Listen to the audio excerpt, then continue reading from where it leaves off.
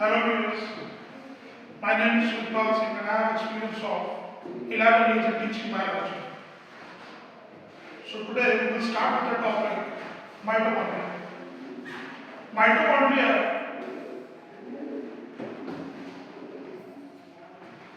is one of the most important cell organisms which shapes like sausage. अगर आप diagrammatically देखो, diagrammatically it looks like sausage. Mitochondria is considered as the semi-autonomous cell organism.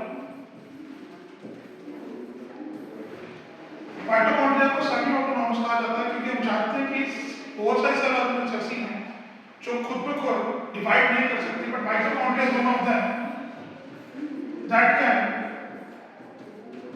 Divide by the process of fission. अब इस division का कारण क्या है? Because it contains own DNA, own RNA and 17 is ribosomes. Because इसके पास अपना DNA है, RNA है और 17 राइबोसोम्स हैं, तो ये फिजन के थ्रू डिवाइड करके अपने नंबर को खुद ब खुद इंक्रीज कर सकती है. मोस्ट इंपॉर्टेंटली माइटोकॉन्ड्रिया जो है इसका नंबर कैसा रहता है पर सेल के अकॉर्डिंग, क्योंकि one of the most important cell organelle है, पावर ऑफ सेल भी कहा जाता है, छोटी क्लासेस में पढ़ता है. नंबर जो है इट डिपेंड्स अपॉन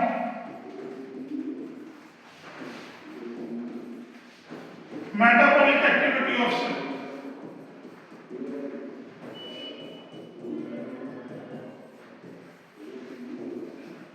सेल की मेटाबॉलिक एक्टिविटी जितनी ज्यादा स्ट्रॉन्ग होगी उतना ही माइटोकॉन्ड्रिया का नंबर जो है वो सेल के अंदर ज्यादा रहेगा.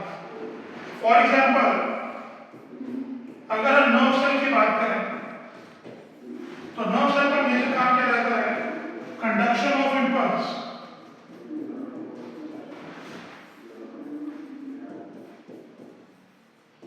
तो इंपल्स की कंडक्शन में हमेशा माइटोकॉन्ड्रिया जो है वो ज्यादा एटीपी प्रोड्यूस करते हैं, इसलिए माइटोकॉन्ड्रिया का जो नंबर है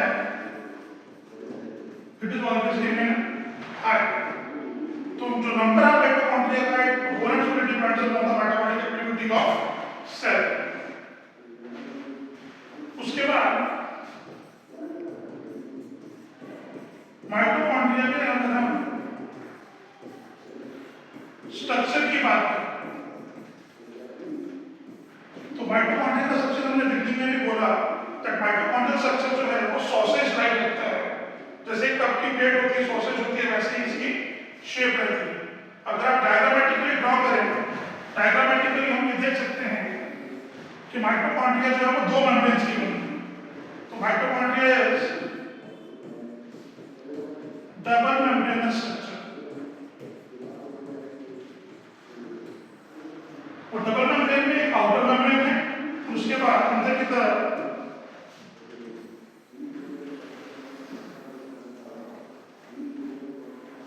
इनर मेम्ब्रेन. आउटर मेम्ब्रेन जो है एक आउटर मेम्ब्रेन है, second one is inner membrane. Outer membrane inner membrane के बीच में प्रॉपर फ्लूइड फिल्ड स्पेसेस रहते हैं.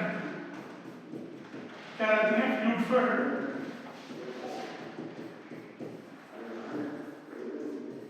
स्पेसेस रहते हैं, जिसे बोला जाता है पेरिन्यूक्लियर स्पेस. सॉरी, इसे बोला जाएगा peri mitochondrial space. Now, what is perimitochondrial space?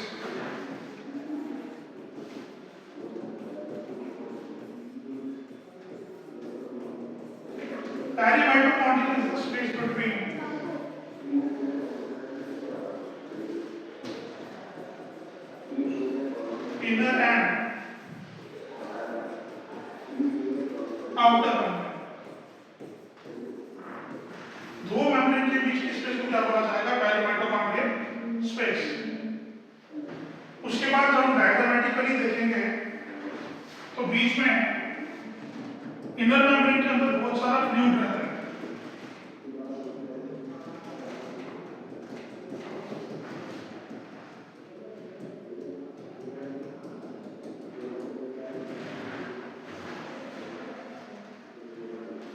अगर आप यहां पर देखें तो इनर मेम्ब्रेन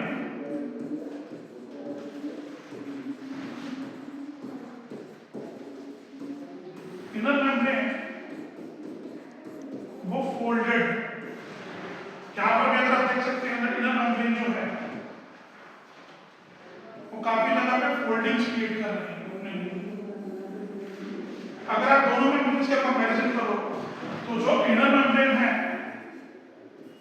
ये वाइडर रहती है और लॉन्गर होती है, लॉन्गर देन आउटर मेम्ब्रेन।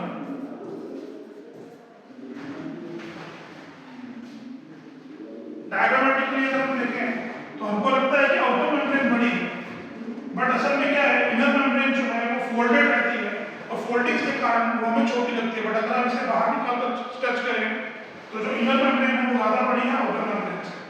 और इनर मेम्ब्रेन की इंटरनल साइड में बहुत सारा फ्लूइड होता है जिसे हम कहते हैं फ्लूइड मैट्रिक्स। तो हम कंपैरिजन करेंगे मेम्ब्रेन के बीच में भी और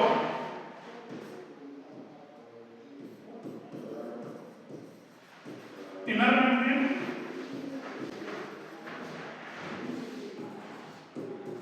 आउटर मेम्ब्रेन एंड देन हम मूव ऑन करेंगे इसके मेन फंक्शन। इनर मेम्ब्रेन जो है, इनर मेम्ब्रेन इज फोल्डेड। अगर आप पूरा का पूरा माइटोकॉन्ड्रिया देखो तो माइटोकॉन्ड्रिया के अंदर इनर मेम्ब्रेन जो है वो काफी जगह से फोल्डेड है और फोल्डिंग को नाम दिया जाता है क्लस्टर। डायग्राम में अगर आप देखें तो जहां जहां पर फोल्डिंग्स हैं इसको क्या नाम दिया गया है? क्लस्टर का नाम दिया गया है। तो foldings are known as cluster. उसके बाद फोल्डिंग्स के ऊपर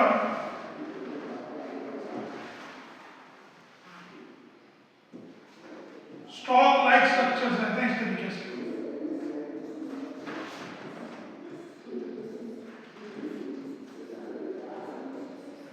इस तरीके से स्टॉक लाइक स्ट्रक्चर रहते हैं that on inner membrane, inner membrane के अंदर की तरफ inside there are stalk like structure called as oxysomes or F1 particles। इन्हें ऑक्सीजोम और F1 particles कहा जाता है। इन स्टॉक लाइक स्ट्रक्चर्स में अगर आप स्टॉक लाइक स्ट्रक्चर्स को देखें माइटोकॉन्ड्रिया के अंदर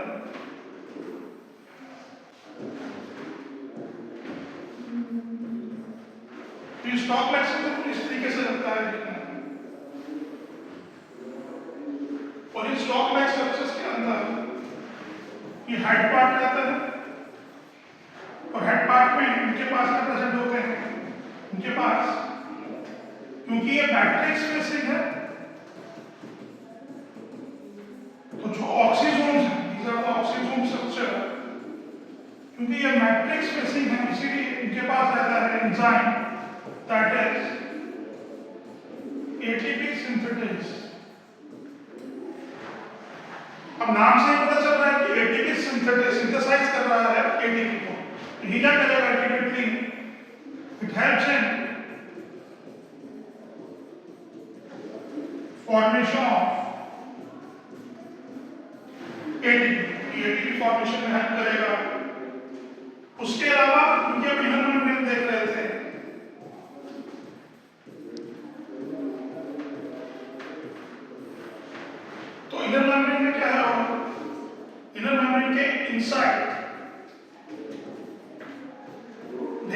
मैट्रिक्स है, हमने पहले भी कहा इस मैट्रिक्स के अंदर क्या क्या रहता है, that matrix contains,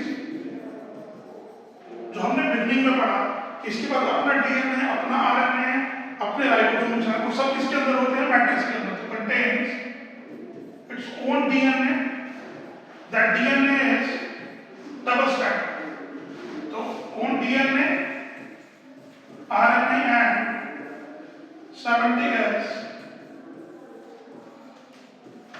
ribosomes.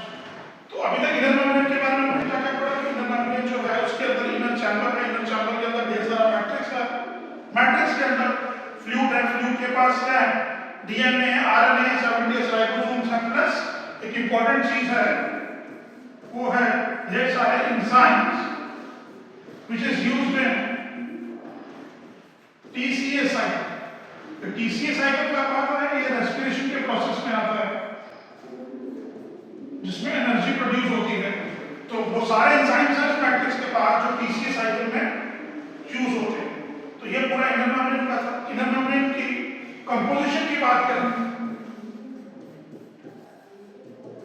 Composition की बात करें अगर इनर मेम्ब्रेन कंपोजिशन में 80% प्रोटीन रहता है और 20% लिपिड्स रहते हैं। फिर अगर आप आउटर मेम्ब्रेन की बात करो, आउटर मेम्ब्रेन का ज्यादा कुछ रोल नहीं रहता है। आउटर मेम्ब्रेन जो है इसमें आपको कंपोजिशन याद रखनी है, कंपोजिशन में 60% प्रोटीन रहती है एंड 40% लिपिड्स रहते हैं। तो आउटर मेम्ब्रेन की कंपोजिशन में 60% प्रोटीन है, 40% लिपिड्स है, इसलिए माना जाता है कि ये काइंड ऑफ हाईली परमिएबल है, इससे कुछ भी चीज पास करना आसान रहता है।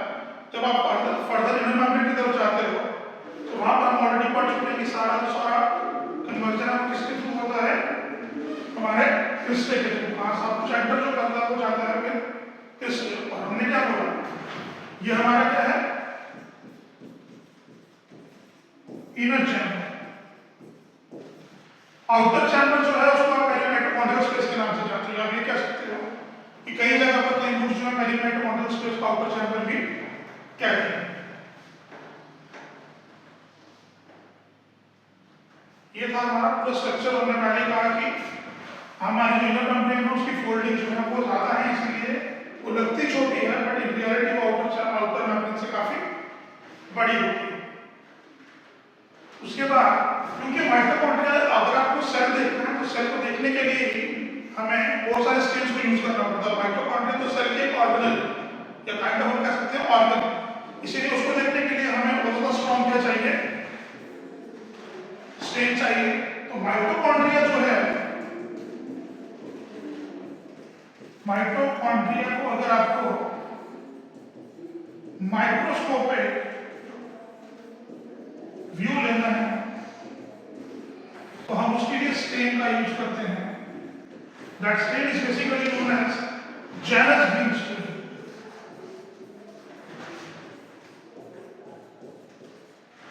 जेनस ग्रीन स्टेन को हम यूज करते हैं इसके लिए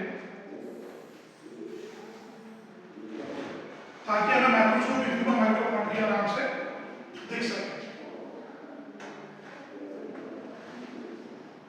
उसके बाद बात करेंगे हम फंक्शंस की।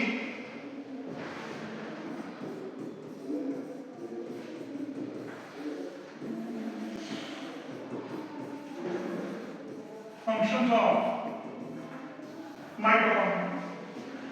तो माइटोकॉन्ड्रिया के फंक्शन में सबसे पहला इंपॉर्टेंट फंक्शन है इसका, माइटोकॉन्ड्रिया जो है it helps in formation of ATP. हम सबको पता है एटीपी क्या है, एडिनोसाइन ट्राइफॉस्फेट। ये एनर्जी करेंसी है हमारी बॉडी की, जिस फॉर्म में हम एनर्जी को यूज करते हैं। अब एटीपी फॉर्मेशन में हेल्प करता है, तो मेजॉरिटी ऑफ द एटीपी है। हमें पता है कि रेस्पिरेशन का नॉर्मल प्रोसेस तो 3 स्टेजेस में चलता है, जिसमें रेस्पिरेशन का पहला है ग्लाइकोलाइसिस, दूसरा है टीसीए साइकिल। तो जो टीसीए साइकिल है हमारा, ये पूरा का पूरा माइटोकॉन्ड्रिया के इनर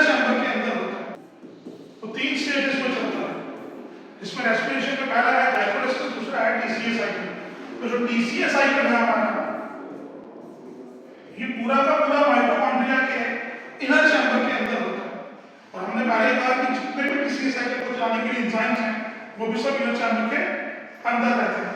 तो टीसीए साइकिल जो है वो किसमें हो रहा है? माइटोकॉन्ड्रिया के इनर चैम्बर में। दैट्स व्हाई क्या प्रोड्यूस करता है वहां पर एटीपी। और इसी कारण से for the same reason mitochondria is known as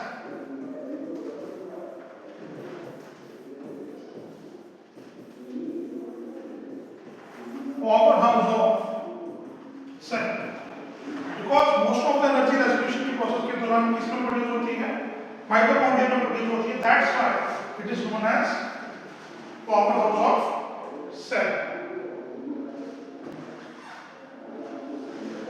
कितना नहीं, तो यहाँ पर हम कंक्लूड करेंगे इसे